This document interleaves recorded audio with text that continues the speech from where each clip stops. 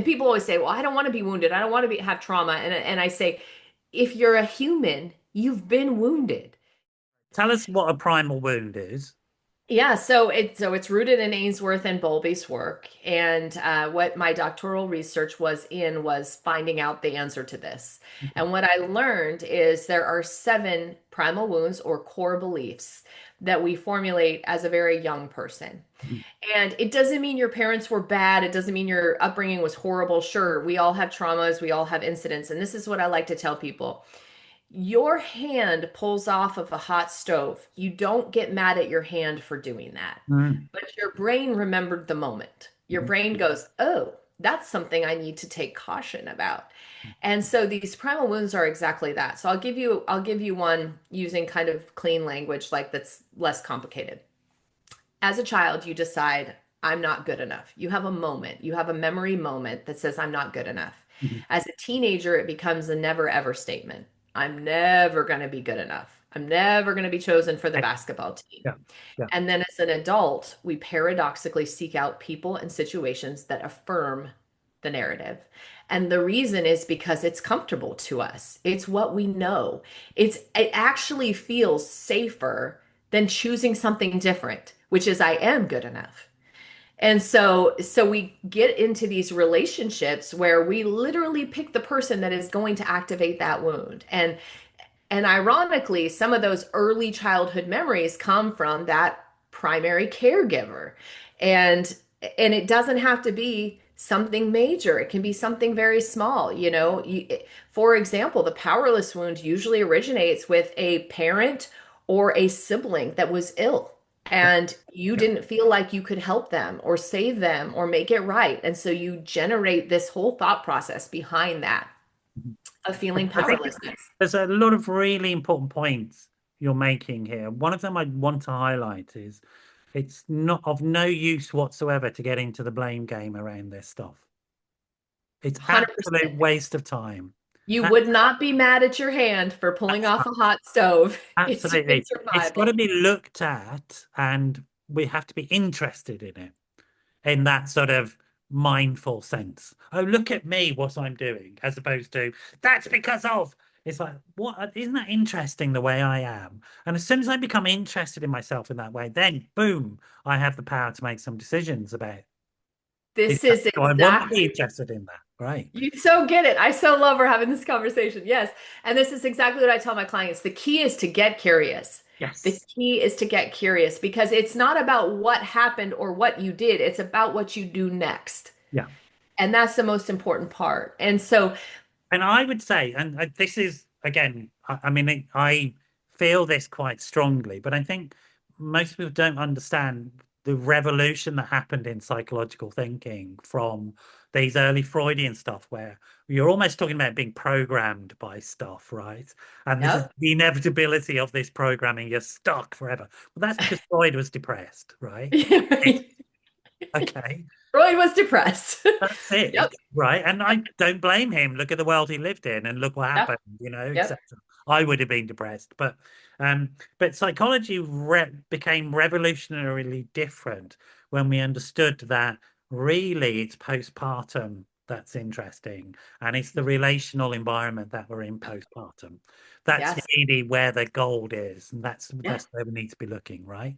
Yeah, I'm Yes. putting away. I want to get up to the current book. Now, tell me the title of the current book. It's really interesting. Yes. It's called Seven Primal Wounds, Break the Patterns Keeping You Stuck. Right. And it's just, there's a free quiz that people can take to learn which of the seven primal wounds they have. And it's really positive because, and people always say, well, I don't want to be wounded. I don't want to have trauma. And I say, if you're a human, you've been wounded. You fell off your bike and got a knee scuff, and it's part of life and it's not a bad thing. And that's exactly what this book is about. It's about teaching people that you're not broken, you're actually working really well. If you're having emotional responses to your closest relationships, it's because your brain is doing exactly as it was intended to do, which is keep you alive. Yeah. And that's what the book's about. So once people know their primal wound, they can go through the process to really learn about their activations and what lights them up, and how it doesn't take much if your partner has said or done something that is in alignment with your primal wound. So if you're feeling insignificant and unchosen because your partner cancels a date night or doesn't come home from work on time and you made a nice dinner, or if your partner walks in the door and tells you you forgot to take out the trash, you walk in the door and they tell you you forgot to take out the trash, you feel that not good enough wound, right? All of these things, or you forgot to pay a bill and so you're feeling powerless, like, gosh dang, those are activation moments. And once you learn them, you can totally disempower the wound. You Yeah. can say, hey, the story that I'm telling myself is that I'm not good enough because this moment has happened. This thing has played out. And I've watched couple after couple after couple have aha moments in session. Their relationships are improving. I had a couple literally yesterday. She said, if we'd had you 10 years ago, we wouldn't be contemplating divorce. It's a really interesting idea. People don't, I don't think they quite believe this capacity for something to instantaneously change. And the reason is, and neuroscience backs this up now because we've seen it, suddenly there are new pathways available and we just go there because they're more effective and more efficient, right? 100%. So most of my doctoral research was rooted in the neuroscience of attachment and creating new pathways for healthy relationships and responses. That's exactly what my doctoral research was in. Yeah. And this is literally how our brain works, isn't it? It's like it's always looking for the next easy pathway. And that easy pathway could be into destruction, as you described. We're just That's right. staying within that pattern because that's the easy pathway. But actually, there is something I think, and I don't know what you think about this. This is more philosophical.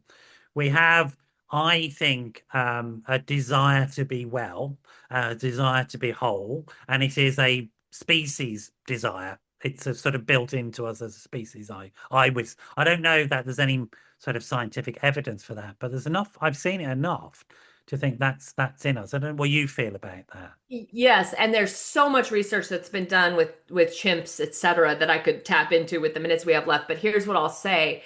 Going back to that hot stove, right? You've now learned that it can be hot and it can be dangerous, but it doesn't stop you from cooking, No, right? It's just that's how right. you're going about it now. You're just going to go about it with a different mindset. You're just going to go about it with a little more awareness. And that's exactly what the book is about. Teaching you how to approach a potentially dangerous situation, which any close attachment is, right? You look at the loss of a dog or the loss of a partner or spouse, right? That is a potentially dangerous situation, and you can The still price choose of it. love is loss. There you go. That's right. That's right. So we can Always there, and stop. it's always going to happen. You can't avoid it. You know. Right, right. Every time you're choosing a relationship, you're choosing a potential hurt. And that's not a bad thing because, as we've seen and demonstrated, the power of the love and the attachment can also raise you to new heights.